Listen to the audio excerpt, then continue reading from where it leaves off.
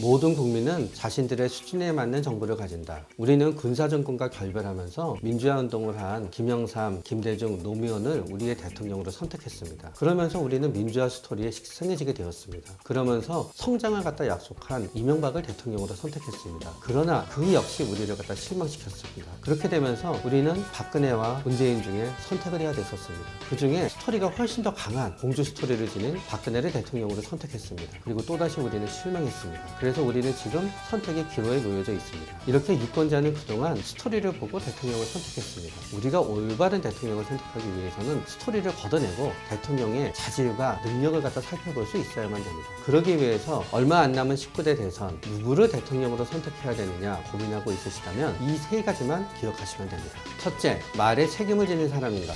그의 과거를 살펴봐야 합니다. 대통령 후보들은 본인들이 대통령이 되면은 세상을 바꿀 수 있다고 이런저런 공약들을 내세웁니다. 하지만 그러한 공약들이 실천되기란 무척 어렵습니다. 사실 대통령이 수행해야 되는 업무의 대부분은 매일매일 해야 되는 회의, 자질구레한 일들이 대부분입니다. 그러면서 대통령은 본인이 하고 싶었던 일을 하지 못하고 본인이 원치 않았던 일에 휘말리게 되고는 합니다. 때로는 엄청난 재난이나 사고를 당하고 단지 비난받고 책임지는 것이 대통령의 임무가 되기도 합니다. 이랬을 때 과연 대통령이 어떻게 행동하는가? 그 해답은 바로 그가 살아온 과거의 행적에 있습니다. 인간이 잘 바뀌지 않습니다. 대통령 선거를 앞두고 두세 달 동안은 우린 다른 모습을 보여줄 수도 있습니다. 그러나 그 대통령 후보는 대통령이 되면서 원래 자신의 모습으로 되찾아갈 것입니다. 따라서 우리는 대통령 후보가 하게 되는 말에 신경을 쓰는 것보단 그가 과거에 어떤 사람이었는지를 갖다 공부하고 살펴봐야만 합니다. 둘째, 싫어하는 사람을 피하려고 내가 원치 않는 사람을 선택해서는 안 됩니다. 박근혜 대통령은 지난 2007년 대통령 경선에서 이명박 대통령에게 패했습니다. 그때는 많은 사람들이 박근혜 대통령의 무능력한 면을 갖다 전부 다 살펴보았습니다. 그러나 2012년에 안철수, 문재인을 이긴 유일한 보수층의 후보가 박근혜 대통령이 되면서 박근혜 대통령의 모든 무능력에 대해서 눈을 갖다 감아버렸습니다.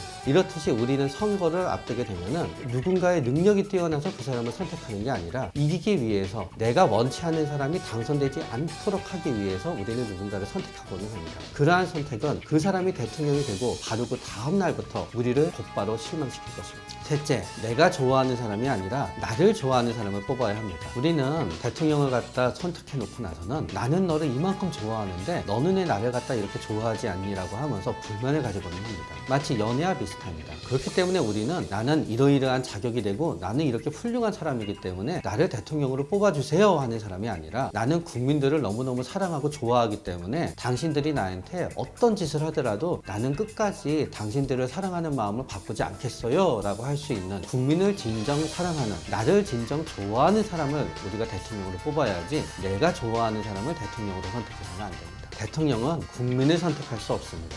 국민만이 대통령을 선택할 수 있습니다. 대통령의 조건은 국민의 조건이기도 합니다. 공부합시다. 그리고 5월 9일 투표장에서 올바른 선택을 합시다.